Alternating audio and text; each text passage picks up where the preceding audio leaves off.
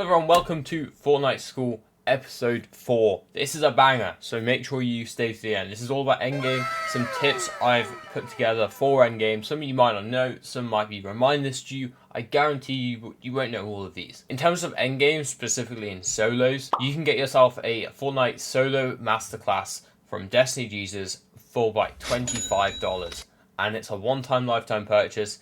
It has about 200-300 videos on it, all from either Destiny Jesus or top tier professional players. Link in description, go read it through. No pressure or anything, just read it through and let me know what you think in the comment section. I know you guys love to build boxes, and specifically you guys love placing floors and cones like this. You've got a full box, and some of you will also do 2 boxes every time you box up like this with floor and cones. You gotta think about it like this. You're safe, right, 100%, but you know how much builds this takes? 15 builds, 150 materials. Like, if you do that in brick or metal, that is a lot of materials you just wasted for no reason. Most of the time, you'll be okay with a single box. If you are rotating in and there's loads of people, you might want to go like this, you might want to do a double box. Or like a box like this, maybe save a bit of mats. But majority of the time, you should just be able to jump up, come in, single box. Maybe flip the ramp for an extra layer in between you and your opponent. Like, no one's looking at this. And furthermore, if you were to do a double box, a lot of people save materials by doing this trick, where you just place the cones. Just placing the cones is an interesting trick, because it saves you 4 builds. This is only 11 builds right here. And you can even take a step further, but if you were going metal, you could even just do it with a regular box. So this here is 6 builds. You know how much different that is to 15 builds? Imagine if you put a rotate, even if you put a floor down for purposes, and then you can use this, because you don't even need a floor realistically. If you're doing a crash pad rotate here, you don't even need a floor because you go straight away. So you're doing 6 builds and you get complete safety, or even 7 if you put the floor, but complete safety for the zone instead of 15. What I want to teach you about next is a dead side of moving zones, because a lot of people know about classic dead side, right? If it goes big like this, and this is the side of the map, and it then pulls over here, we know this is the dead side, right? This is the dead side of zone. Moving zones also have a dead side. So if we were to do this, this maybe, if it pulls this, and then we've got obviously the zone that pulls just outside, and then we've got a moving zone that pulls further out like this, and then we got like a moving zone over here. This applies less to the crash pad meta, okay? Crash pads send you everywhere, but let's say we just had a fizz meta or something like that. This is going to help you a lot, and even might still be a little bit applicable in the crash pad meta, not as much though. So you've got everyone in here. It all depends obviously on where the zone pulled before, but since it's out, everything's outside of the zone, most players, can we agree, will end up on the left side of the zone here. This is where most of the players will end up. Therefore, this is congested side, this is dead side right here. This is dead side. So we found the congested side. So how does this transfer to this? Well, it's in a straight line, right? It's in a straight line. If players are moving this way, more than likely, if it's in a fizz meta, let's say, they'll be moving straight. They'll be moving straight. If it's crash pads, they might end up flying around. Like, there might be a couple people dotted around here, but still a lot of people will be on that other side. And what happens in this scenario? This scenario, everyone is in this half because everyone's just rotated in. That means if zone did pull, let's say up here for final moving, we know that this side is the non-congested side. We'd have to move this way to be a non-congested side. But again, this does work in a crash pad meta. You'd want to over-rotate this zone, right? Over-rotate this zone to get on this dead side. Then keep on the left side. Or if you did rotate to the congested side, you'd then rotate around here while the zone's moving. Instead of going straight like everyone else, you go around. And then for the last part, there's nothing you can really do. Everyone's in front of you. That does mean an easy rotate though, because everyone's in front of you. Everyone's looking towards the zone, right? Everyone's thinking about how do I rotate through here.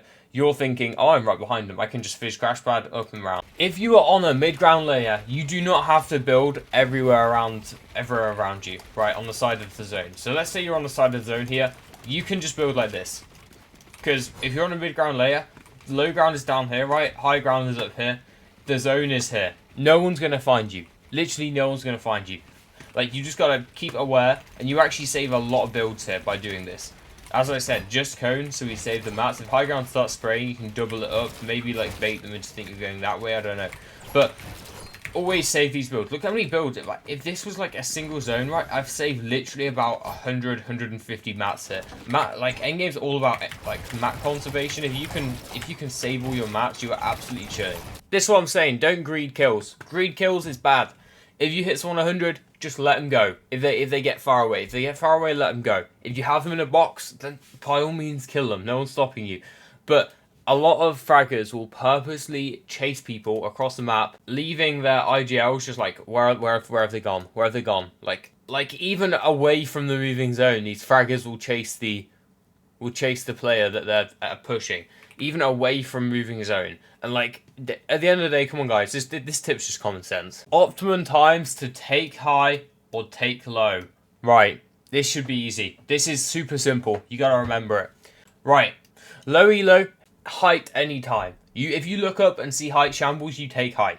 Like height wins you games, and in low elo, everyone on height is always shambles. You can take height anytime, and people aren't good enough to take it back for the rest of the game. It's just how it is. You just gotta make sure you have enough mats first. Right.